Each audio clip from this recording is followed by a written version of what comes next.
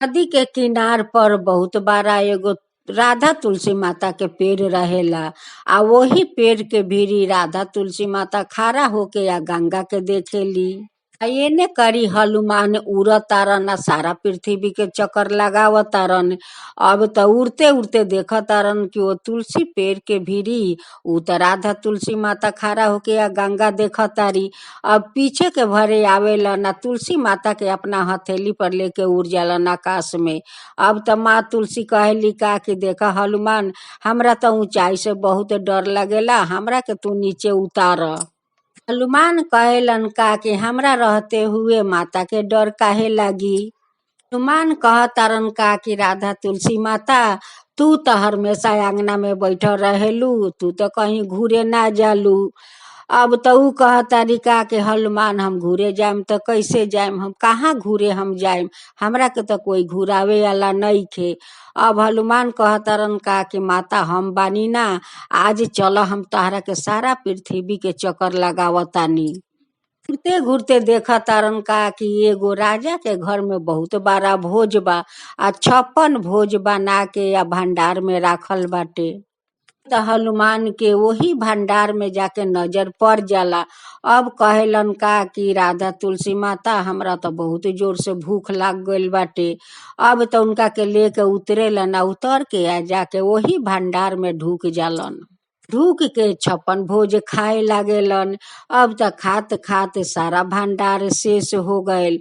कह तारन का कि माता, अभी त हमार भूख लागल बा, भूख त हमार मेटल नइखे। अब उ तुलसी कह तारी का कि हनुमान, सारा भंडार के त भोज तू खा गईल, आ फिर भी कह तारा कि हमार अभी भूख लागल बा। अब त राधा तुलसी माता सोचे लगली का कि ई त देख हनुमान सारा भंडार खा गईलन, आ अभी त इनकर पेट भरल नइखे। आ ई सारा 56 भोज में त एको गो तुलसी पाता ना रहलक ह। ओ के लिए त हमार हनुमान के पेट भरल नइखे अभी तक ले। एने करी राजा सारा गांव के लोग के इनवाइट क के बोलावेलन भोजन करे खातिर। सब लोग त उनकर दुआर पर आ गए रहे, लोग बहुत भीड़ रहे। का घर के सब पूजा पाठ एकदम से शेष हो गए रहे। अब त खाए के समय हो गइल बा। राजा जाके भंडार देखतारन त भंडार में त कुछ नहीं के, सारा बर्तन सब खाली बाटे। तो राजा उ सब खाली देख के वही जग फिर बेहोश होके गिर पड़ेलन। रानी कहेली का कि भाई राजा के तो बहुत देरी हो गल भंडार में गायला, देखे गईलन अभी तक ले त ना अइलन। आके देख तारी तो बेहोश होके गिरल बारन। रानी देख तारी तो सारा भंडार खाली बा।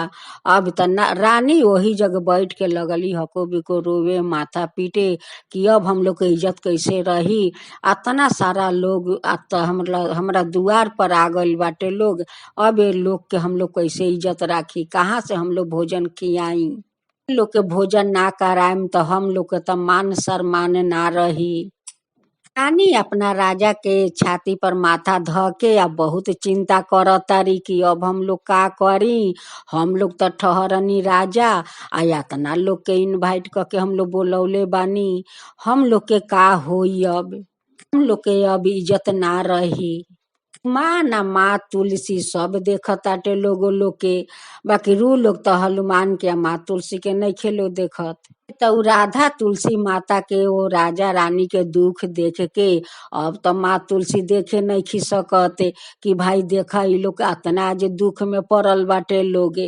तब माँ तुलसी का करेली का कि एक पाता हनुमान के देवेली, या कहेली का कि हनुमान ल है खा ल।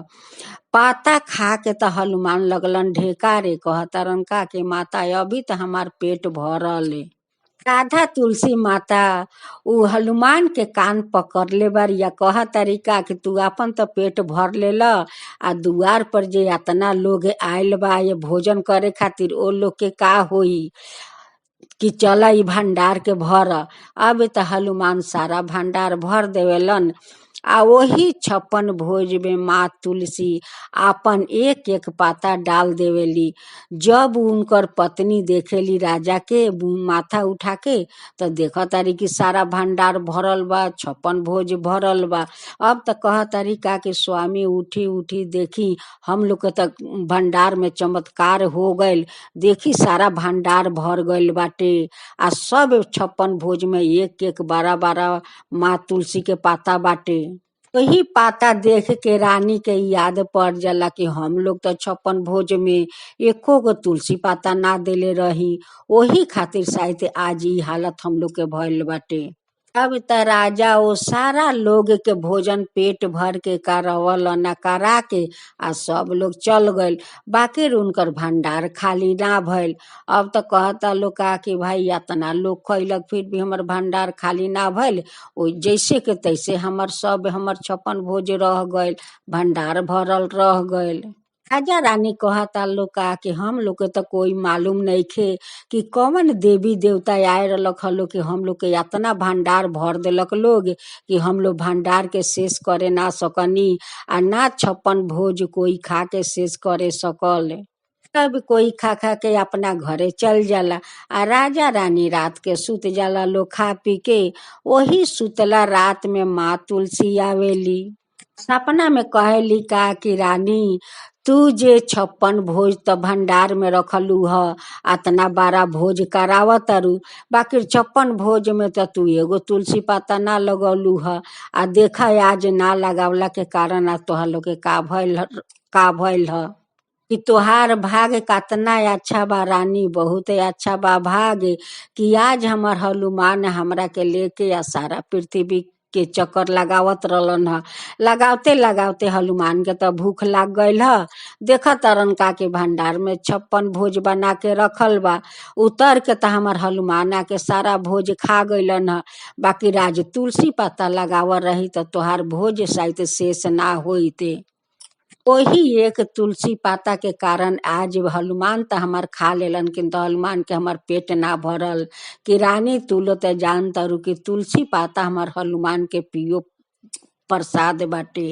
हमार हनुमान अगर एगो तुलसी पाता खा ले से तो उनकर सारा भंडार भरले रह जाई, बाकी हमार हनुमान के वही एगो तुलसी के पाता से उनकर पेट भर जाई। लोग के कतना भागे अच्छा बा कि पहला भोजन आके हमार हनुमान भोजन कैलन।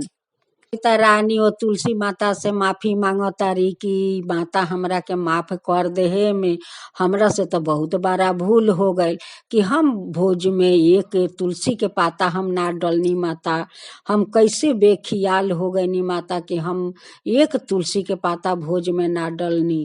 दूसरा बात में खुशी बानी माता कि रौरा हमरा भंडार में ऐनी आ हनुमान आके पहला भोज तो हनुमान जी कैनी, ई लेके हम बहुत खुश बानी, बहुत खुश बानी कि आज हनुमान जी भोज कैनी आके हमरा भंडार में, आ रौरा आके हमर भंडार भर देनी माता। अब ऐसन हमरा से कभी भूल ना हुई माता, अब कभी भूल ना हुई हमरा से। हम अपना अंगना में बैठाएम तो हम राधा तुलसी माता के बैठा के आ राउर हम सारा जीवन हम सेवा करम माता, सारा जीवन राउर हम पूजा करम माता। जब राजा रानी के अंगी टूटल तब कह तारी का कि स्वामी देखी हम ऐसन ऐसन सपना देखतानी, कतना सुंदर माँ तुलसी सपना में आके हमरा के समझावत तारी आ कह तारी कि तोहर भाग्य कतना अच्छा बा कि आज पहला भोजन आके हनुमान हमर कैलन ह, आ हम तोहर भंडार में आके आ सब देख 56 भोज में एक एक तुलसी के पाता डाल देनी है। आज हम लोग तुलसी पाता लगौले रहती 56 भोज में तो आज हम लोग के भंडार शेष ना होइत। वही एक तुलसी के पाता के चलते आज हनुमान जी सारा भोज खैनी बाकी उनकर पेट ना भरल। ऊ तो माँ राधा तुलसी रहस की पाता खिया के उनकर पेट भर देली। हनुमान आ माँ तुलसी दोनों आदमी मिल के हम लोग के भंडार भर देलक हटे लोग। सब बात है अपना सपना के बात ही अपना स्वामी से कह तारी रानी। राजा रानी दोनों जना हाथ जोड़ के हनुमान जी से माफी मांगता लो कि हे हनुमान, हमरा के तू माफ कर दिया। हे हनुमान, हम लोग बहुत मूर्ख रहनी कि भंडार में एक तुलसी पाता ना डलनी।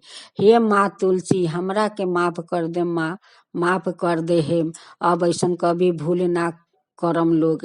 रौरा लोग के कुटी कुटी हम लोग धन्यवाद करतानी। ए हनुमान, तोहरा के हम कुटी कुटी धन्यवाद देतानी।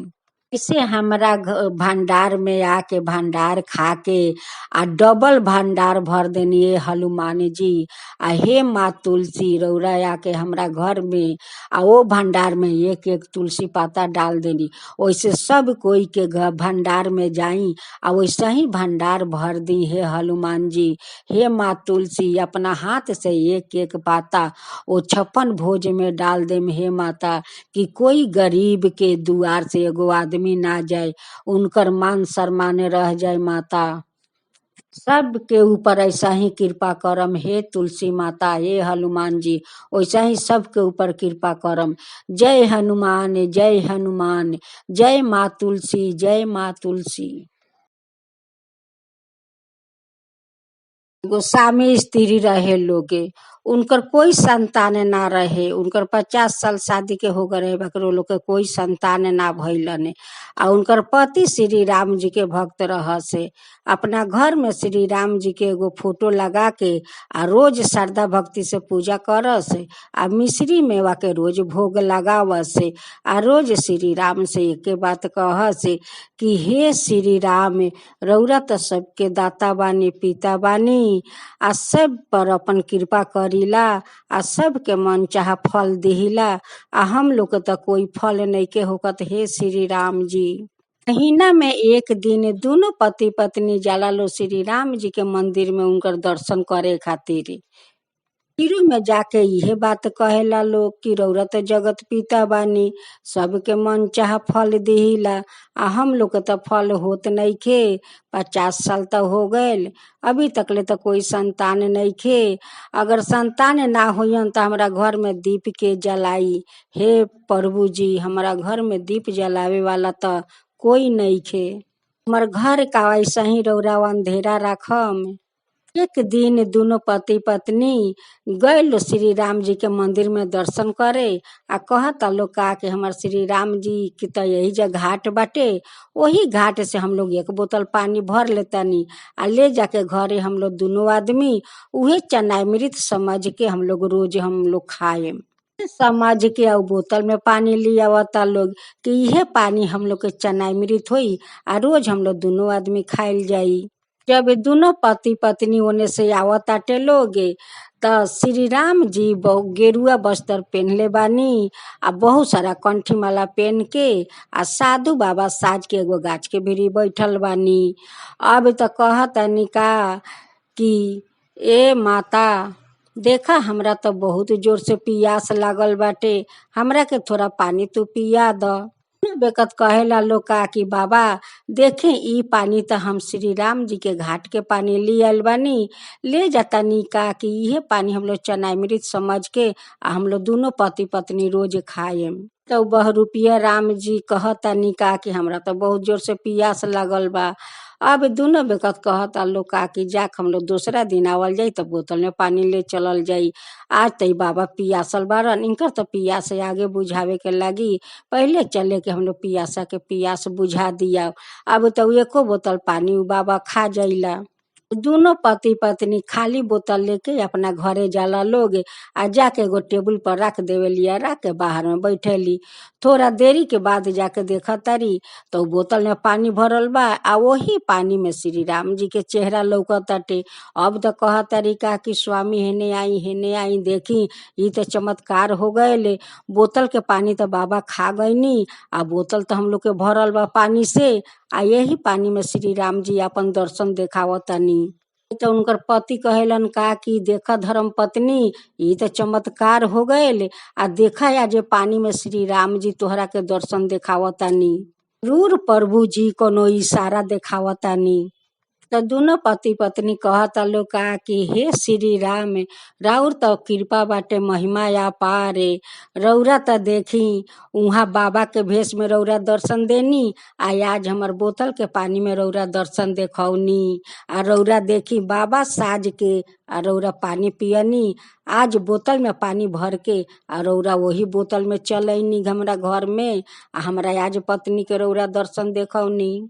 ई त प्रभु जी रौरा चमत्कार कर देनी, ई त रौरा चमत्कार कर देनी। जब 4-5 महीना हो जाला तो उनकर पेट में तो दौड़त आटे। अब तो कहत रही अपना पति से कि स्वामी हमरा पेट में तो संतान दौड़त आटे।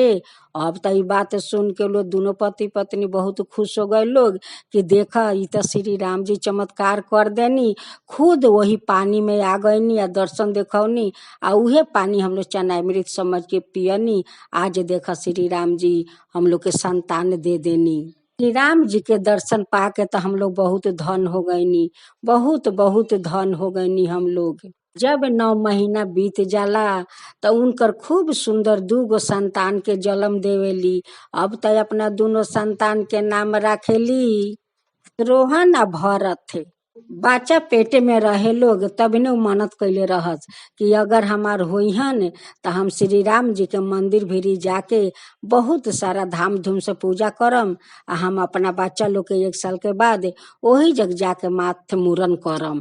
तो देखते देखते वो दोनों बच्चा के 1 साल हो गए। तो सारा गांव के औरत लोग के वहाँ बोला के ले गईलन कि ना भाई वहाँ जाई आदमी तो धाम धूम से पूजा होई, श्री राम जी के भजन होई।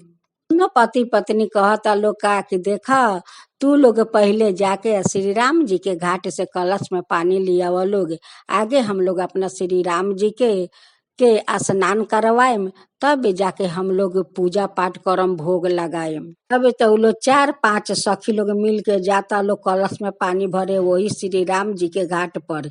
वहाँ हनुमान लोग घाट छेक के बैठल बा लोग, छेकले बाटे लोग। कंचनपुर में हनुमान जी के डेरा, कंचनपुर में हनुमान जी के डेरा, 80 मन के गादा 84 मन के पोछ, बिछाए बैठस हमर बीरा हनुमान जी, बिछाए बैठस हमर बीरा हनुमान जी, बिछाए बैठस। गलियान गलियन सुर मची गईले, गलियान गलियन सुर मची गईले, गजब भयो राम जुलम भयो रे, गजब भयो राम जुलम भयो रे। राम जी के द्वारे हनुमान जी पधार से, राम जी के द्वारे हनुमान जी पधार से, 80 मन के गादा उठाए लियो रे, गजबे भयो रामा जुलम भयो रे, गजबे भयो रामा जुलम भयो रे। राम जी के द्वारे हनुमान जी पधार से, राम जी के द्वारे हनुमान जी पधार से, लाली लंगोटी पहन लियो रे, गजबी भयो रामा जुलम भयो रे, गजबी भयो रामा जुलम भयो रे। राम जी के द्वारे हनुमान जी पधार से, राम जी के द्वारे हनुमान जी पधार से, भरल परात लड्डू खाए लियो रे, गजबे भयो रामा जुलूम भयो रे, गजबे भयो रामा जुलूम भयो रे। कैसे लीला देखाया हमर वीर हनुमान, कैसे लीला देखाया हमर वीर हनुमान, गजब करे डाला हमर वीर हनुमान, गजब करे डाला हमर वीर हनुमाना। कंचनपुर में हनुमान जी के डेरा, कंचनपुर में हनुमान जी के डेरा। 80 मन के गादा, 84 मन के पोछा बिछाए बैठा से। हमर वीर हनुमान बिछाए बैठा से, हमर वीर हनुमान बिछाए बैठा से। राम जी के द्वारे हनुमान जी पधार से, 80 मन के गादा उठाए लियो रे। हमर वीर हनुमाना उठाए लियो रे, हमर वीर हनुमाना उठाए लियो रे। अरे बंदर लोग ई भजन सुन के उ लोग तो बहुत खुश हो गए लोग, आ खुशी होके घाट छोड़ देलक लोग। अब सब सहेली लोग जाके आ कलश में पानी भर के ली आवेला लोग, आ श्री राम जी के स्नान करावेला लोग। आ उहे पूजा पाठ सब होला, बहुत सारा भोग लागेला, आ बहुत धाम धूम से वहाँ पूजा पाठ श्री राम जी के करताटे लोग। तो श्री राम जी के तो भक्त हवन हनुमान जी, उहे तो अपन लीला देखावत तारन घाट पर बैठ के। तब सब पूजा पाठ समाप्त हो जाला, तब जाके उ लोग दोनों पति पत्नी अपना बच्चा के चूल मुरन करेला लोग। मुरन करके कहेला लोग का कि हे श्री राम, रौरा त जगत पिता बानी, आज त हमरा के रौरा संतान दे देनी। आज अपन संतान के रौरा द्वार पर लिया के आज हम चूल मुरन कैले बानी। इसे हम लोग के दर्शन रौरा देखौनी, वैसे सभी लोग के जाके दर्शन देखाएम। आ सब लोग के वैसे ही भगवान पुत्रा देहेम कि उहो लोग एक दिन रौरा मंदिर तरा के आ उहो लोग चूल मुरन करी लोगे। जय श्री राम, जय श्री राम।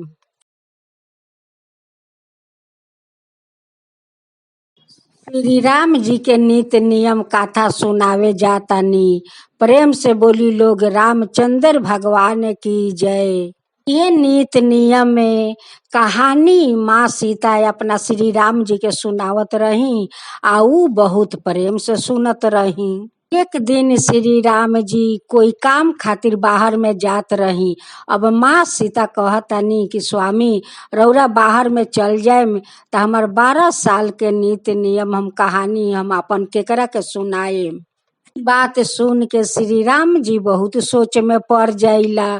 तब कहिला का कि सीता देखा, हम लोग के जो बाहर गांव में कुआं बा, वही कुआं पर तू चल जइहा, आ जितना औरत लोग आई वही लोग के तू अपन नित्य नियम कहानी तू अपन सुना दीह।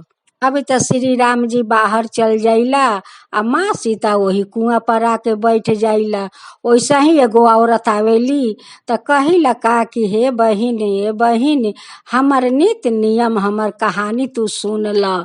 अब वो कहली का कि तोहर नित्य नियम हम कहानी सुनम तो हमार तो बहुत देरी हो जाई घर जाए में, आ देरी से जाए तो हमार सासू माँ हमरा के डांट लगई हन। अब तो माँ सीता के तो कहानी सुनेली ना सुन के उ चल जाली। वैसे उनकर रेशम के जरी फाट जाला या सोना के कलश से उनकर माटी बन जाला। हालत में बहू अपना घरे जाली, जब सासू माँ देखेली उनकर हालत तो उहो घबरा जाली। कहेली का कि बहू तू केकरा संगे वैलू है इतना लड़ाई करके, आ केकर के चाल तू अपना माथा पर लेके वैलू है कि तोहर जरी फाट गल बा साड़ी के, आई सोना के घैला माटी बन गल बा। सासू माँ के बहू सारा कहानी अब कहतरी अपना सासू माँ से कि सासू माँ जे कुआं पर हम गए पानी भरे, वो कुआं पर एगो बैठल रही औरत हमरा के कहतरी का कि बहिन हमार नित्य नियम कहानी सुन ल तब तू जइह। हम कहनी का कि हम कहानी सुने में तो देरी हो जाई, अगर घरे जाम देरी से तो हमार सासू माँ डांट लगई हन। हम इहे बात कह के चलनी वहाँ से, तलक हमार जरी हमार साड़ी के फाट गईल ह, आ सोना के घैला माटी बन गईल ह। सासू माँ कहतारी का कि ठीक बा बहू, ई साड़ी तू हमरा के काल दिया या घैला दिया माटी के, हम जाएम वही कुआं पर हम पानी भरे। उहे साड़ी पहन लेवेली या घैला ले लेवेली आ चल आवेली वही कुआं पर पानी भरे। आ माँ सीता तो वही कुआं तर बैठल बारी। बहू से कहा तरीका कि हे बहिन हमार नित्य नियम कहानी तू सुन ल। अब वो कहा तरीका कि हाँ हम नित्य नियम कहानी सुनम, एगो सुनाई 10 गो सुनाई 50 गो सुनाई, हम नित्य नियम हम कहानी जरूर सुनम। कहानी सुने खातिर माँ सासू तो बैठ गइल बारी, आ माँ सीता कहानी शुरू कर देले बारी। राम आए लक्ष्मण आए देश के पुजेरी आए, नित्य नियम के नियम लाए, आ बैठी राम आई राम बैठी राम, भी रसोई जी राम, माखन मिश्री खाई राम, दूध बतासा पी राम, के पल का फोटो राम, साल दुसाला ओरो राम, अबे बोलो राम राम, कोई के खाली भंडार भरम, सबके बेरा पार करम, श्री राम जय जय जय राम, श्री राम जय जय जय राम। सीता माता के कहानी तो शेष हो गए। सासू माँ कहतारी कि बहिन राउर त कहानी सुन के बहुत हमरा अच्छा लागल, बहुत हमरा अच्छा लागल। सासू माँ घर चल गईली, आ उनकर साड़ी फेन से रेशम के बन गए, घैला सोना के बन गए। कहू कहतारी का कि सासू माँ ई रौरा कैसे कर लेनी है, कैसे हो गए सासू माँ। कहू तू तो नित्य नियम के कहानी के तू तो पाप समझ के छोड़ के आ गईलू, आ वही नित्य नियम के हम जाके वहाँ हम पवित्रो क के आ गईनी। उहे कहानी सुन के आज हम श्री राम जी के नित्य नियम कहानी हम सुन के आ गईनी। माँ चाहस त घर में भंडार भर दिहन बहू, भंडार के बरसात कर दिहन बहू। तो मन में इच्छा रहेला ऊ त माँ पूरा कर देवेली, जो आदमी मांगेला उहे पूरा करेली माँ। सारा बात सासू माँ अपना बहू के बोलली, तो बहू कहतारी का कि माँ ऊ कहानी हमरो के तनी सुना दीही। सासू माँ कहानी शुरू कर देले बारी, अपना बहू के सुनावे जातारी। राम आईनी लक्ष्मण आईनी देश के पुजेरी आईनी, नित्य नियम के नियम लियाईनी, आई राम बैठी राम, आई राम बैठी राम, रसोई जियो राम, मिश्री माखन खाई राम, दूध बतासा पी राम, दूध के पलका ओढ़ो राम, साल दुसाला ओढ़ो राम, साल दुसाला पोठो राम, साल दुसाला ओढ़ो राम, के बोलो राम राम, सबके काम संवार से राम, सबके भरम घर भंडार, सबके करम बेरा पार, जय श्री राम जय श्री राम। सासू माँ बहू के बैठा के और सारा कहानी कहेली। रोज नहा धोआ के पूजा पाठ करके और सीता माता के कहानी सुनती। लगे गो औरत आवत तरिया कह तरीका कि बहिन थोड़ा आँच दत, रोशन कह तरीका कि अभी तक ले तो हम आँच नहीं जलौले। रोज उठ के हम नित्य नियम में माँ सीता के कहानी सुनीला, कहानी हम सुनाईला। रोशन कह तरीका कि तोहरा सीता माँ के कहानी सुनावे से का मिलेला। इकर कहानी कहे से घर में भंडार भर जाला, जा सब सारा मन के शांति मिल जाला, मन के सारा पाप धोल जाला इस इनकर कहानी सुने से। अरे मनोकामना पूरा हो जाला। अब पड़ोसिन कहतारी कि तब तो ठीक बा, तब पड़ोसिन कहतारी का कि हमरो के तनी कहानी सुना द। तुहू कहानी सुन ला। राम अइलन लक्ष्मण अइलन देश के पुजेरी अइलन, नित्य नियम के नियम लियलन, आई राम बैठी राम, केवा मिश्री खाई राम, दूध बतासा पी राम, आई राम बैठी राम। सीता के कहानी सुने से ओ पड़ोसिन के तो घर में भंडार भर गए। माँ तो उनकर घर सारा भर देली भंडार, धन से दौलत सब भर देली। त गांव के सब औरत लोग सब नित्य नियम लागलो कहानी कहे, सब कोई के लागलो सुनावे, आ सब कोई के त लगली माँ भंडार भरे। अब कहा तरीका कि हे माँ सीते, जैसे हमार भंडार भरनी वैसे सबिन के भंडार भर दे माँ। के भंडार भरम माँ, जे कहानी कहे ओकरो भंडार भरम, जे सुने ओकरो भरम, जे हुंकारी देवे ओकरो भरम, हे माँ ओकरो भंडार भर देम। जय श्री राम, जय श्री राम।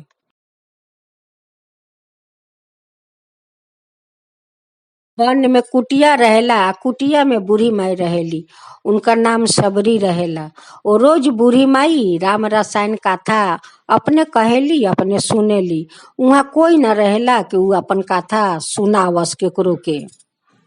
एक दिन बहुत सारा औरत लोग जात रहे लोग, तो वो लोग के बूढ़ी माई बोलावा तारी कि बेटी आवा लोग, श्री राम जी के राम रसायन कथा सुन के तू लो जा लोग, आए श्री राम जी तोरा लोग पर कृपा करिहन। ऊ लोग उनकर बात के दाम ना देलक लोग, ऊ लोग तो चल गए लोग। अब अपन बूढ़ी माई अपने कथा कहली, आए अपने सुनली। एक दिन दूगो औरत आए लोग, उहो लोग दोनों जानी बांझ रहे लोग, आके वही कुटिया के सामने आके बैठल बा लोग, बहुत चिंता करता लोग। जैसे बूढ़ी माई अपना कुटिया से निकलेली तो देखेली कि दू जानी बैठल बा लोग। वो लोग के बोलावे लगली कि बेटी आवा, आ श्री राम जी के राम रसायन कथा सुना, श्री राम जी तोहरा लोग पर जरूर कृपा करिहन।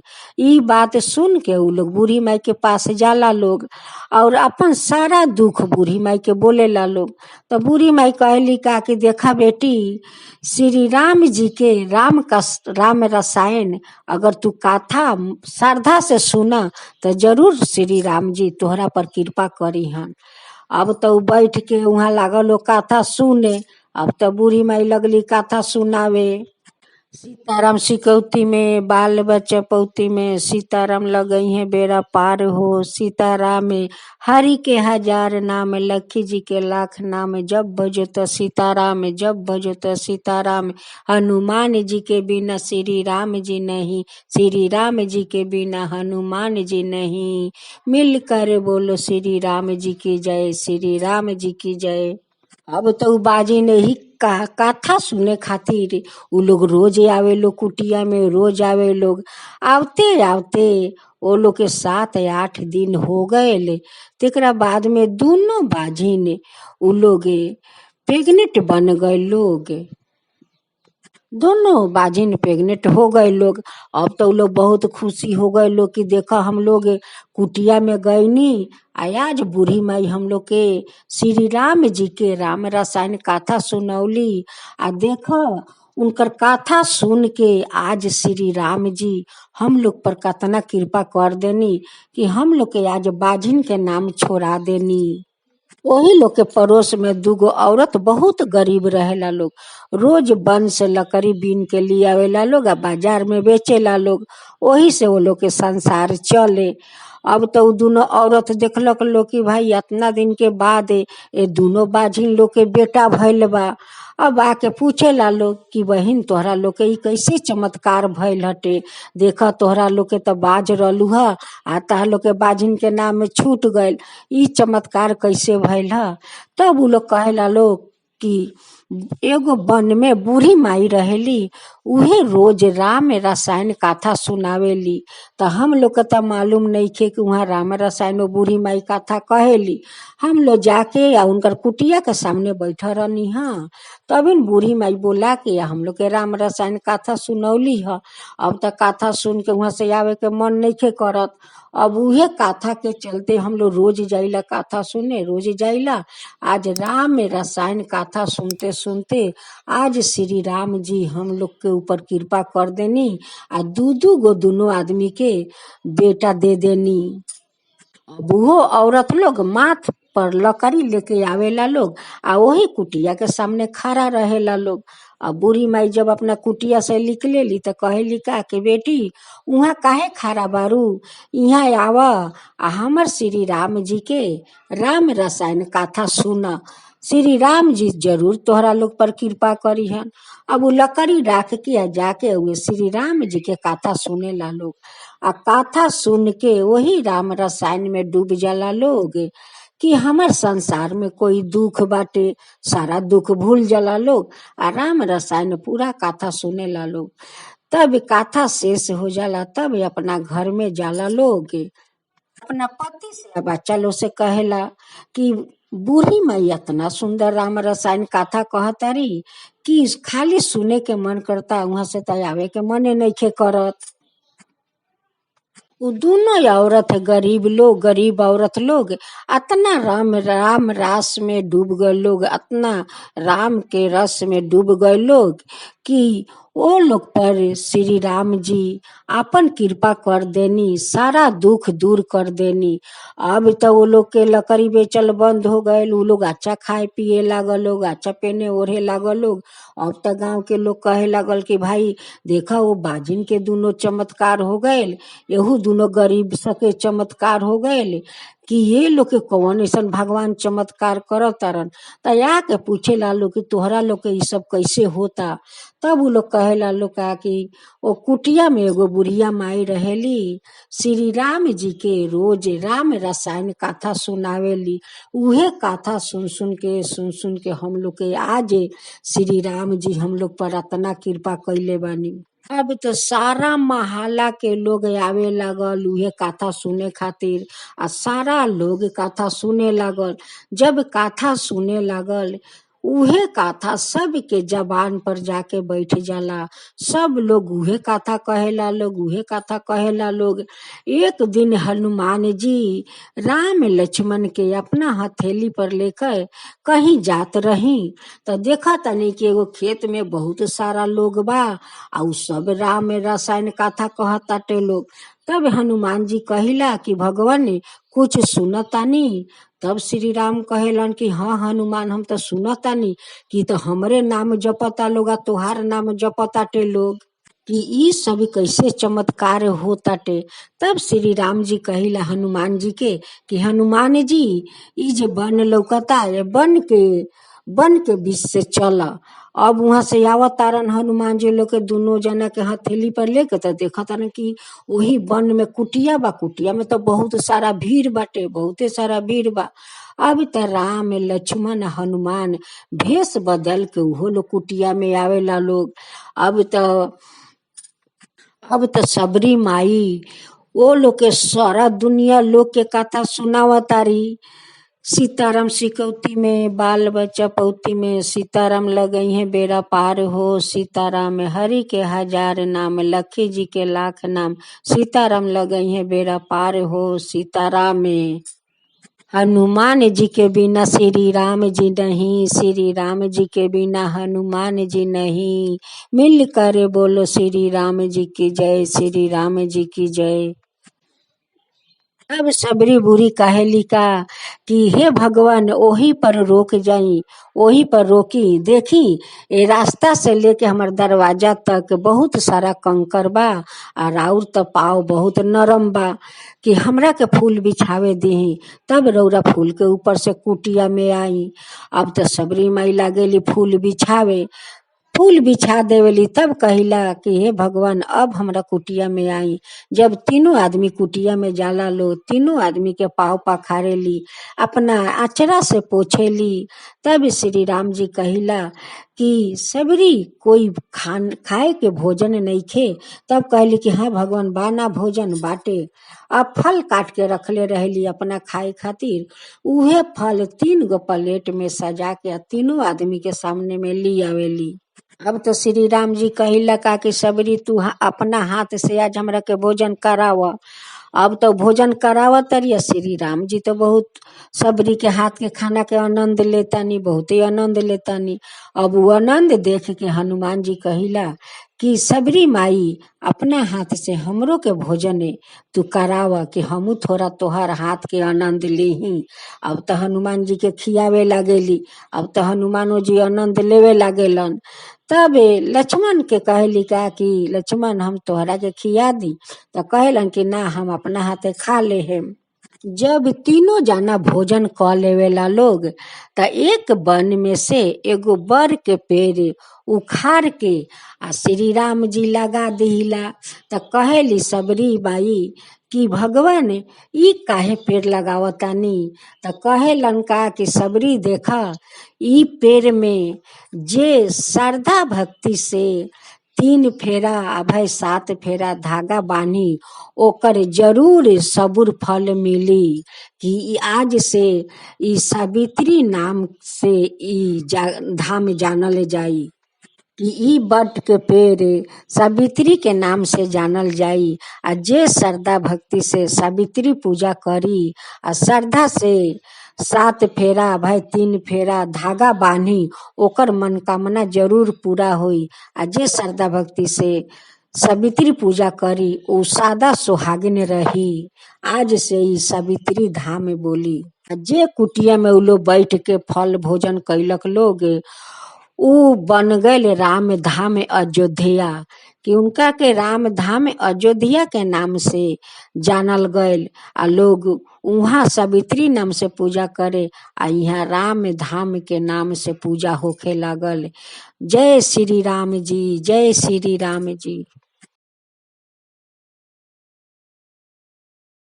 बहुत साल पहले के बात बा। एगो बूढ़ा बूढ़ी रहे लोग, उनकर 2 गो बेटा रहे लोग, सामू आ रामू। तब उ लोग दोनों पति पत्नी श्री राम जी के भक्त रहे लोग। बहुत अपना श्री राम जी के सेवा करे लोग, पूजा पाठ करे लोग, उनका के रोज नहवावे लोग, धोआवे लोग। आ सवेरे मेवा मिश्री के नाश्ता देवे लोग, दोपहरिया में खीर पूरी के भोग लगावे लोग, फिर रात में मिश्री मेवा के भोग लगावे लोग।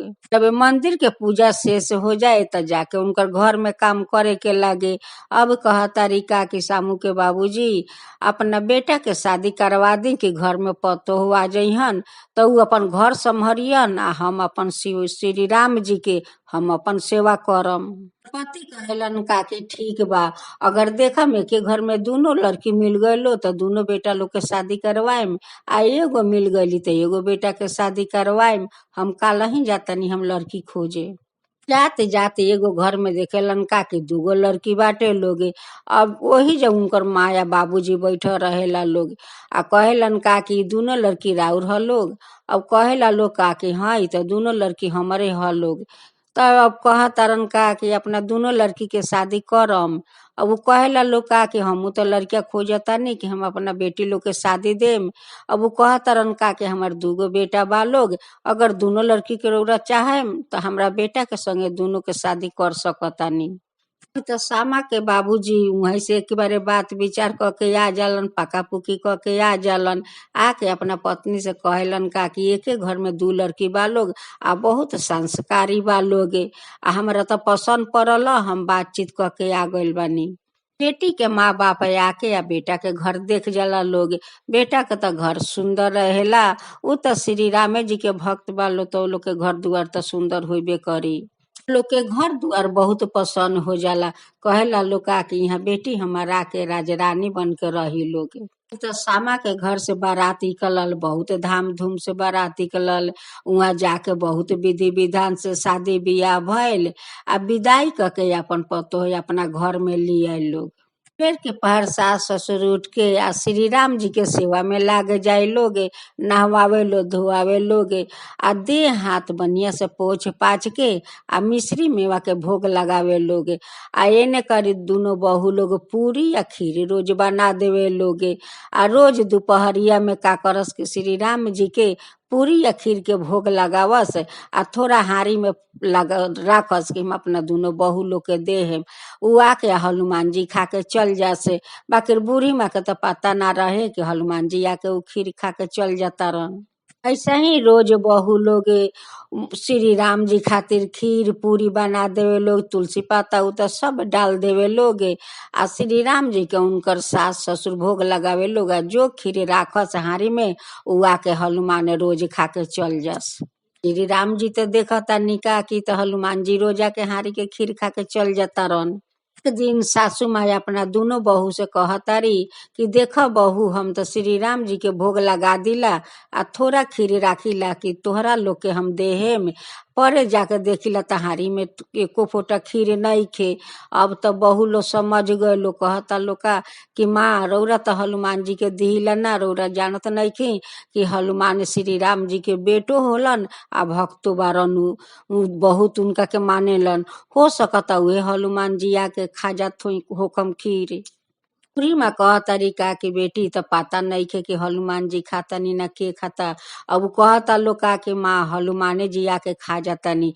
उनकरे श्री रामे जी के तो भक्त बानी, पियो भक्त बानी, और श्री राम जी अपन बेटा मानीला हनुमान जी के जब खा पी के सुत जाला लोग, तो हनुमान आवेलन सपना में, तो कहेलन कि ए माता माता माता। उ कहतारी का कि के हटे के हटे। अब उ कहतरन का कि माता हम हनुमान हई, देखा तू तो हमरा प्रभु जी के भोग लगावेलू, हमरा के तो देवेलू ना। हम रोज तोहर हारी के खीर आके हम खा जाइला। अतना तोहर पतोह लोग स्वादिष्ट खीर बनावेला लोग कि हम आके सब चटपट के खीर खा के चल जाइला। तू तो अपना श्री राम जी के भोग लगावेलू, बाकी हमरा के ना देवेलू, राखेलू अपना बहू लोग खातिर। हम आके उ खीर हम खा के चल जाइला। अब तो बुढ़ी माँ कहतारी का कि ठीक बा हनुमान, हमहू अब काल से तोहरो खातिर हम भोग लगा देहेम। अब तो हनुमान बहुत खुश हो जालन कि अब तो हमरा चोरी करके खीर खाए के ना लगी, हमरो मिली खीर मिली, पूरी मिली, आ मिश्री मेवा मिली, अब तो हमरो भोग मिली। अब बहुत हनुमान जी खुश हो जाइला। दूसरा दिन से श्री राम जी के नहवा के देह हाथ पोछ पाछ के आ मिश्री मेवा के भोग लगावे लिया। फिर एगो औरो थाला में भोग लगा के रख देवेली हनुमान जी खातिर, आ कंवारी अटका देवेली। तो श्री रामो जी खातानी, हनुमानो जी खातानी। तब श्री राम जी कहिला का कि हनुमान तू तो रोज खीर चोरा के खात रहलह, आ तो तोहर चोरावे के कोई काम नइखे। कहतन कि ना प्रभु अब हम चोराए में ना, अब तो हमरा के उ माता के भोगे लगावतारी, तो हम काहे जाम खीर चोरावे खातिर, अब तो हमरा रोजे भोग मिली।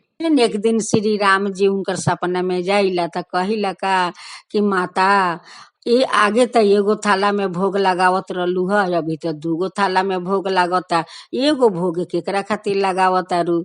अब उ कहली का कि श्री राम जी उ तो हनुमान खातिर हम भोग लगावतानी।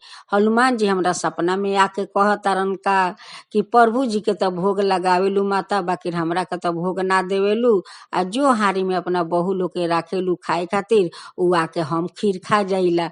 तो हम कहनी कि ठीक बा काल से तोहरो के भोग लगाएम हम। तो उहे उनको खातिर एगो भोग लगौले बानी। श्री राम जी बहुत खुश हो जाइला, कहिला का कि माता ई तो बहुत अच्छा के बात बाटे कि हनुमान तो हमार प्रियो भक्त बारन। जहाँ श्री राम रहेलन उहाँ तो हनुमानो रहेलन। श्री राम के बिना हनुमान ना रह सके, ना हनुमान के बिना श्री राम जी ना रह सकम। एक दिन बूढ़ा बूढ़ी बहुत सबक से, बहुत श्रद्धा से, बहुत रकम के फल लियाए लोग, आ भगवान खातिर खीर पूरी बनल, मिश्री मेवा आयल, आ 12 गो माने उहाँ भोग लगावल बाटे, सजावल बाटे, आ बहुत श्रद्धा भक्ति से वो दिन श्री राम जी के उ लोग पूजा करताटे लोग। उनकर बेटा पतो सब लोग मंदिर तर गइल बाटे। जय सिया राम जय जय राम, जय सिया राम जय जय राम। श्री राम जी के उठल सवारी, ओमे हनुमत बीर तिहारी। उठल राम जी के उठल सवारी, ओमे हनुमत बीर तिहारी। जालन राम जी के साथ, जालन राम जी के साथ, लेके सेना बारात, लेके सेना बारात। सिया राम राम, सिया राम राम। पत्थर देलन फेंकवाई, गंगा गईली सुखाई, पत्थर देलन फेंकवाई, गंगा गईली सुखाई। हनुमान जी सेना लेके चललन बारात, हनुमान जी सेना लेके चललन बारात, हनुमान जी। केसरी नंदन के लाल हनुमान जी, अंजना माई के लाल हनुमान जी। केसरी नंदन के लाल हनुमान जी, केसरी माता के लाल हनुमान जी। टीका कैलन विनाश हनुमान जी, लंका दिहलन जलाए हनुमान जी। रावण के कैलन विनाश हनुमान जी, रावण के कैलन विनाश हनुमान जी। जय सिया राम, सिया राम, जय जय राम। जय सिया राम, सिया राम, जय जय राम। राम सिया राम, जय जय राम, सिया राम। राम जय जय राम, सिया राम, जय जय राम। तो उनकर सास ससुर दोनों पतोह लोग के ई भजन सुन के उ तो बहुत खुश हो गए लोग कि हमार पतोह लोग आज श्री राम जी के इतना सुंदर भजन करता लोग। उ तो हनुमान जी या श्री राम जी वो दोनों पतोह पर बहुत खुश हो गईनी, बहुत खुश कि आज कोई पहला बार हमारा मंदिर में आके हमार मन पसंद के भजन कैले बाटे। श्री राम जी कहतानी कि भजन के बदीन में तो ये दोनों जानी के मन पसंद कुछ तो हमरा फल देवे के लगी। अब तो वही रात में दोनों जानी के पेट में संतान आ जाला लोग। 9 महीना पूरी जाला तो दोनों जानी के खूब सुंदर कई गो बेटा होलन। अब अपना एगो बेटा के नाम राम रखेला लोग, एगो बेटा के नाम लखन रखेला लोग।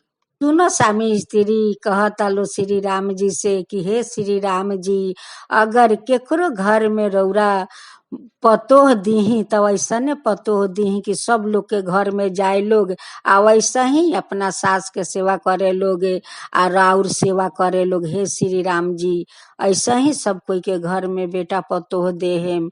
आया जो हमरा जैसे पतोह लोग के संतान देनी वैसे सब पतोह लोग ऐसा ही संतान देहेम। सब लोग के मन पसंद फल दे देम। हे श्री राम जी, जय सिया राम, जय सिया राम।